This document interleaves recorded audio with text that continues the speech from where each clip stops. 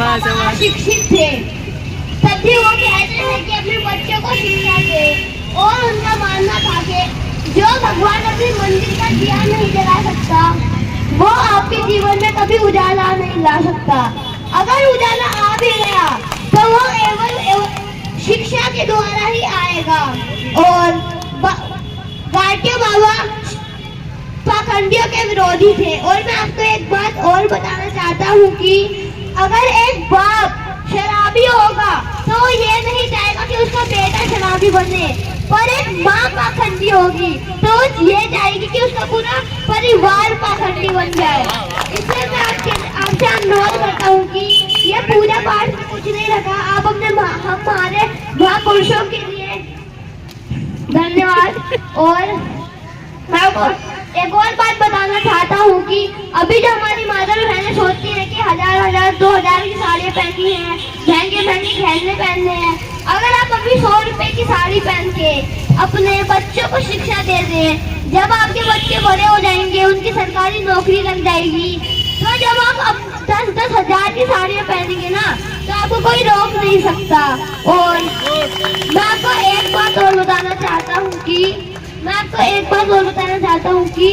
अगर बहुत लोग सोचते हैं कि मंदिर जाएंगे हमारे को कुछ हो जाएगा तो भगवान बचा लेगा। अगर हर इंसान को मरना तो है ही, इससे अच्छा आप अभी अपने जीवन में अच्छा कर ले तो कम से कम आपको लोग जानेंगे तो सही। एक होता है आधा मरना और एक होता है पूरा मरना। जब इंसान पूरा मर जाता है उसकी कोई बातें नहीं होती। और जैसे हमारे महापुरुष अभी मरे नहीं है, वो हमारे लोगों के दिल में जिंदा है। तो मैं अभी हमारे बड़े लोग भी बने हैं और समय का अभाव भी है, इसलिए मैं अपनी बात में नहीं खत्म करता हूँ। साथियों, अभी वक्ताओं ने बहुत सारी बात रखी और मुझे आज बड़ी खुशी है कि मेरा स्वास्थ्य खराब रहने के बाद मेरे पोते ने मेरी बात को समाज में आगे बढ़ाने का जो बीड़ा उठाया, वो धन्यवाद के पात्र है। मैं बात करूं बहुजन समाज की, आज बहुजन समाज की ये हालत बनी हुई है कि हम लोगों को अलग अलग संगठन बनवा करके, अलग अलग लालच देकर, अलग अलग विचारधारा से जोड़ के विखंडित करने का जो काम किया गया, वो बड़ा दुर्भाग्यपूर्ण है साथियों।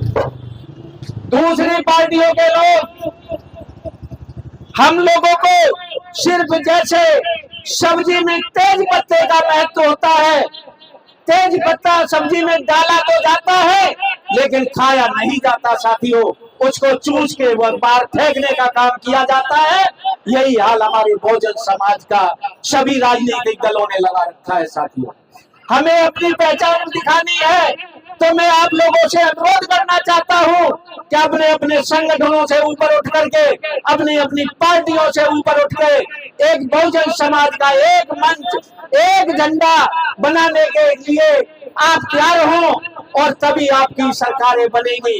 जब आपके क्षेत्र से विधायक चुन के जाएंगे, आपके क्षेत्र से सांसद चुन के जाएंगे, आपके क्षेत्र से निगम पार्षद चुन के जाएंगे, निगम में, विधानसभा में और लोकसभा राज्यसभा में जब आपके समाज के हक अधिकारों की लड़ाई लड़ी जाएगी, तभी जाके आपका भला होगा। वरना हमारे बीच में यही शोषण होता रहा है और होता रहेगा। मैं आप लोगों को एक बात कह के बताना चाहता हूं, कभी सभी पार्टियों ने देख लिया कि बाबा साहब B.R. अम्बेडकर और गांधी बाबा का नाम लेकर के बहुजन समाज का बड़ी तादाद में हमें वोट मिलता है साथियों। मैं पूछना चाहता हूँ मनवादियों से कि तुम बाबा साहब की तस्वीर लेके चलते हो, तुमने लोकसभा चुनाव 2024 में लड़ा कि हम संविधान बचाएंगे और तुमने जानबूझकर बीजेपी की सरकार इस देश में बनाने का काम किया। अगर इस देश में कांग्रेस ने भाजपा की बी टीम बन करके कांग्रेस को जिताने का काम किया साथियों। और दिल्ली की बात करो, दिल्ली में अगर आम आदमी पार्टी के साथ कांग्रेस मिलकर चुनाव लड़ती तो यहाँ बीजेपी का कैंडिडेट नहीं जीतता साथियों। लेकिन कांग्रेस को तो बीजेपी को यहाँ से दिल्ली में सरकार बनानी थी, इसलिए केजरीवाल के साथ ना जुड़ करके उन्होंने अकेले चुनाव लड़ने का काम किया, क्योंकि एक नागनाथ है, दूसरा सांपनाथ है साथियों, और वो आपको डसने के अलावा और कोई काम नहीं करेगा साथियों। मैं आप लोगों को बता देना चाहता हूं, इस देश में अगर कोई मान सम्मान बहुजन समाज को देना चाहता है तो सिर्फ और सिर्फ एक ही आपकी पार्टी है, वो है बहुजन समाज पार्टी, जो आपके बच्चों को टिकट देने का काम करती है, आपके एक छोटे बेटे को प्रदेश अध्यक्ष का पदाधिकारी बनाने का काम करती है।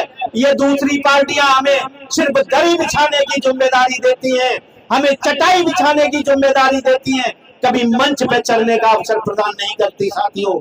ऐसी पार्टियों से हम लोगों को बाहर निकलना होगा। हम सिर्फ गठबंधन करके, हम सिर्फ सामाजिक बात करके अपने समाज का भला नहीं कर सकते। जिस समाज का कोई दल नहीं होता उस समाज का कोई बल नहीं होता, और जिस समाज का कोई बल नहीं होता उस समाज की समस्याओं का साथियों कभी कोई हल नहीं होता। मैं आप लोगों को बता देना चाहता हूं, आपको अपनी बिगड़ी बनानी है तो एक एक दिन अपने समाज में जाकर एक एक आदमी को जोड़ना शुरू कर दे। मैं आज 13-14 साल से इस प्रोग्राम को कंटिन्यू चला रहा हूं, लेकिन बड़े दुर्भाग्य की बात है कि इसी मोहल्ले में और निहाल विहार में रजक समाज के ही रहने वाले कई हजार लोग हैं, लेकिन वो अपनी कलर टीवी, जैसे अभी हमारे पोते ने बताया था कि कलर टीवी और कलर बीवी में सभी लोग मस्त हैं। अगर आपको अपने समाज का भला करना है तो आपको कलर टीवी और कलर बीवी को छोड़ करके समाज के बीच में निकलना पड़ेगा साथियों। जब हम समाज में निकलेंगे तो समाज हमारे साथ जुड़ेगा। मैं कहना चाहता हूं कि अगर आप किसी पार्टी से जुड़े भी हो तो आप उस पार्टी में जुड़े रहिए, लेकिन अपने परसेंटेज के हिसाब से अपने अधिकारों की मांग जरूर करिए। आप टिकट की मांग करिए, आप उनको बोलिए कि हमें प्रदेश में आप मेन कमेटी में पदाधिकारी बनाएं। इन्होंने SC/ST मोर्चे बना रखे हैं, उसके पदाधिकारी हमारे लोगों को बनाने का काम करते हैं, जो सबसे बड़ा झूठ ही हमारे समाज में फैला के हमारे वोटों को लेने का काम करते हैं साथियों। मैं आप लोगों को फिर बताना चाहूंगा कि जब जब मौका मिलता है हम आपके बीच में आते हैं। हमने निहाल विहार से बहुत प्रयास किया कि हम लोगों को जोड़े। हमने 2-3 साल निहाल विहार में इस प्रोग्राम को करने का काम किया, लेकिन वहां के लोग इतने अंधविश्वासी हैं कि मैं बता नहीं सकता। और मैं उनकी क्या बात करूं, हमारे ही मोहल्ले में बैठे हुए लोग अभी भी कोई घर में टीवी का सीरियल देख रहा है, कोई पिकनिक पे गया है, कोई मार्केटिंग करने गया है।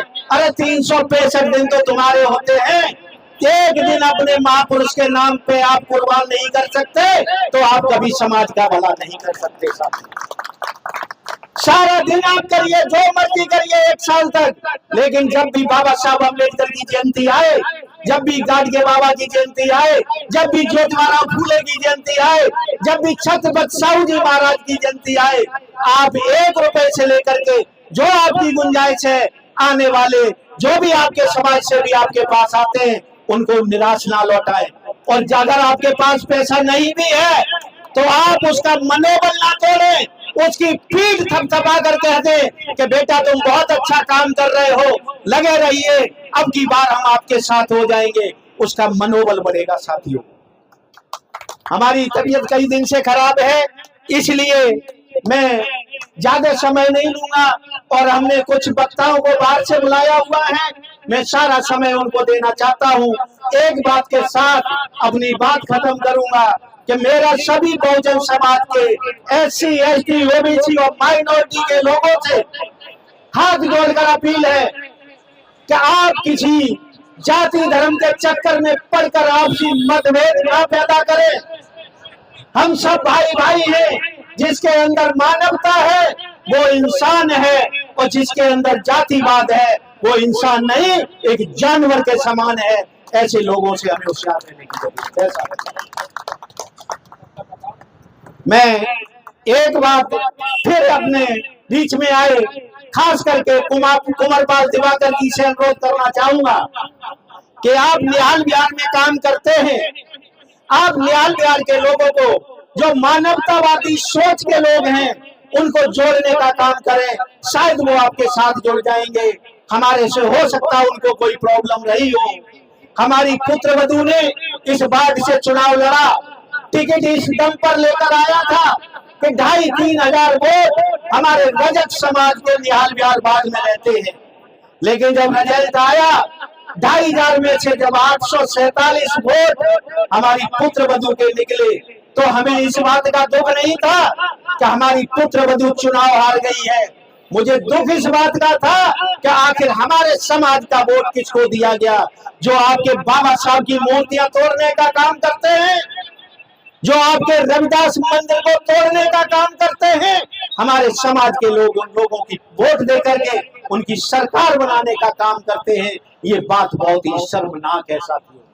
मैं राहुल गांधी जी के बारे में एक बात बोलना चाहता हूं कि वो वाकई अगर बीजेपी को हराना चाहते हैं, 2024 में उन्होंने बीजेपी की सरकार बनवा दी, 2025 में दिल्ली में बीजेपी की सरकार बनवा दी। राहुल जी, अगर आपकी हिम्मत है तो आप सभी दलों को एक मंच पर लाकर चुनाव लड़े और इस आतंकवादी सरकार को देश से बाहर खदेड़ने का काम करे। जो पूंजीपतियों के तो 30,000 करोड़ रुपए का लोन एक पूंजीपति का माफ कर देती है, और अगर किसी किसान पे 10,000 रुपए का लोन है तो उसे हवालात में बिठाने का काम करती है। ऐसी पूंजीवादी सरकार को इस देश से बाहर खदेड़ने का काम करो। मैं और एक बात बता देना चाहता हूं, कभी हमारे वकीलों ने पूरा सहयोग किया था भारतीय जनता पार्टी की सरकार बनाने के लिए, लेकिन आज सबसे बड़ा हथौड़ा किसी पे मारने का काम किया गया तो वो इस देश के एडवोकेट लॉबी पे किया गया साथियों। उनके सारे अधिकार खत्म करने का काम किया और ये कहा कि हमारे लोग तुम्हारे ऊपर कब्जा रखेंगे, हमारे लोग जो फैसला करेंगे वो आपको मानना होगा। सुप्रीम कोर्ट के जजों के ऊपर दबाव है। बॉम्बे हाई कोर्ट के जज ने अभी रिसेंटली अपनी चेयर पे बैठ के इस्तीफा देने का काम किया। उसने कहा कि मैं अपने स्वाभिमान से समझौता नहीं कर सकता, और सुप्रीम कोर्ट के 4 जजों ने बाहर निकल के ये कहा था कि मुझे काम करने की स्वतंत्रता नहीं है। जब हमारे देश की सबसे बड़ी कानून व्यवस्था हमारे देश का सुप्रीम कोर्ट है, तो जब उसी के जजों को स्वतंत्रता नहीं है तो हमारे लोगों को स्वतंत्रता कैसे हो जाएगी साथियों। इसलिए मैं आप लोगों से अनुरोध करूंगा कि बहुजन समाज का आदमी आपके बीच में टिकट लेकर आता है, वो आपसे वोट मांगने आता है। आपको वोट का अधिकार देने के लिए बाबा साहब भीमराव अंबेडकर जी ने अपने 4 बच्चों की बलि दी थी साथियों। जब आपके वोट को अधिकार दिलाने की फैसला होना था गोलमेज सम्मेलन में, तो उस दिन उनके पुत्र राजरतन की डेड बॉडी घर में पड़ी हुई थी। उनके परिवार ने बोला कि बाबा साहब अम्बेडकर आप कहां जा रहे हो, आपके बेटे की अर्थी रखी हुई है।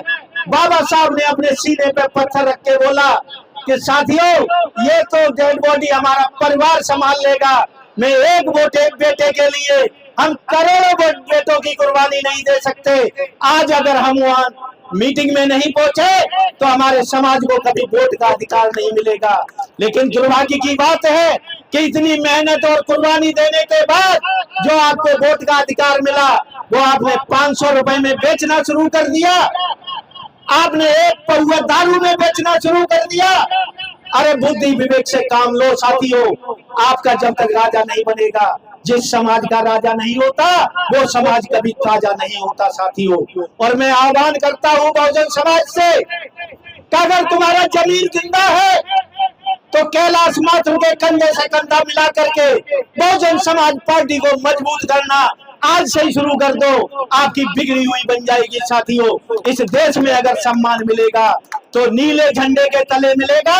ये चंगू मंगू की पार्टियों में हमें सम्मान मिलने वाला नहीं है साथियों। मुझे पता है कि इस विधानसभा पे किस तरह से कब्जा किया हुआ है, किसी आदमी का यहाँ नंबर आने वाला नहीं है साथियों। अगर नंबर लाना चाहते हो तो आपको फ्री में वोट करना पड़ेगा, अपने घर से रोटी खा के प्रचार करना पड़ेगा, अपने घर से पैसे खर्च करके आपको अपने कैंडिडेट को जिताना पड़ेगा, तब जाके आपकी बिगड़ी बनेगी। और मैं बात करूं संत गाडगे महाराज की, जैसे हमारे शोर माथुर ने अभी बताया कि हमारे संत गाडगे जी का मानना था कि जो भगवान अपने घर का दिया स्वयं नहीं जला सकता, जो अपने कपड़े स्वयं नहीं बदल सकता, जो अपना खाना स्वयं नहीं खा सकता, वो भगवान आपका भला कभी नहीं कर सकता। साथियों, ये चालाक लोगों का एक षड्यंत्र है जो पंडित पुजारी बने हुए हैं। उनसे जो हमारी माताएं बहनें सावधान हो जाएंगी, वो अपने घर की बहन बेटी की इज्जत और अपने भाई और पति की कमाई दोनों सुरक्षित रखने में सक्षम हो जाएंगी। अभी आपने कुछ सालों से देखा, चाहे बाबा राम रहीम हो, चाहे आसाराम बापू हो, चाहे रामपाल हो, चाहे चिमयानंद हो, या क्या नाम है हमारा वो यूपी में धीरेन्द्र दीक्षित जी हो, ये सारे लोग रेप केस में जेल में पड़े उम्र कैद की सजा भुगत रहे हैं। हमारी छोटी छोटी बच्चियों की इज्जत लूटने का काम इन्होंने धर्म के नाम पे किया। हमारी बहन बेटियों को फिर सोचने की जरूरत है कि आपका उद्धार स्कूल और कॉलेज जाने से होगा, मंदिर और गुरुद्वारे जाने से नहीं होगा। साथियों, मैं किसी की आस्था को ठेस नहीं पहुंचाना चाहता, लेकिन जो सच्चाई है वही आपको बताना चाहता हूँ। आप अपने बच्चों को स्कूल भेजना शुरू करें। हमने कई लोगों को देखा हमारे बीच में रह रहे हैं, उनसे बात करूं कि आपका बेटा स्कूल क्यों नहीं जा रहा, तो वो कहता है कि भाई साहब हमें बड़े स्कूल में पढ़ाने का मेरे पास पैसा नहीं है। लेकिन साल में वो 2 बार धर्म के नाम पे भंडारा करने का काम करता है, अपने बच्चे की फीस भरने का काम नहीं करता। मैं पूछना चाहता हूँ कि पूजा पाठ और भंडारे करने से आपके बेटे क्या डॉक्टर बन सकते हैं, इंजीनियर बन सकते हैं, IAS IPS बन सकते हैं? अगर IAS IPS बनेंगे, डॉक्टर इंजीनियर बनेंगे, वकील बनेंगे, तो कॉलेज में डिग्री लेने से बनेंगे, जो सिर्फ पढ़ाई से आ सकती है। और शिक्षा से बड़ा उद्धार हमारा इस देश में दूसरा कोई नहीं कर सकता। बोलने के लिए तो बहुत कुछ है, लेकिन आगे वक्ताओं को देखते हुए और थोड़े देर में प्रसाद चालू होने वाला है। कांटों से टकराते हैं, हक ना मांगे मिले कभी, हक को छीने जाते हैं। आपने अधिकार की लड़ाई लड़नी शुरू कर दो साथियों, आपका भला हो जाएगा। जय भीम, जय भारत, जय संविधान, जय गांधी।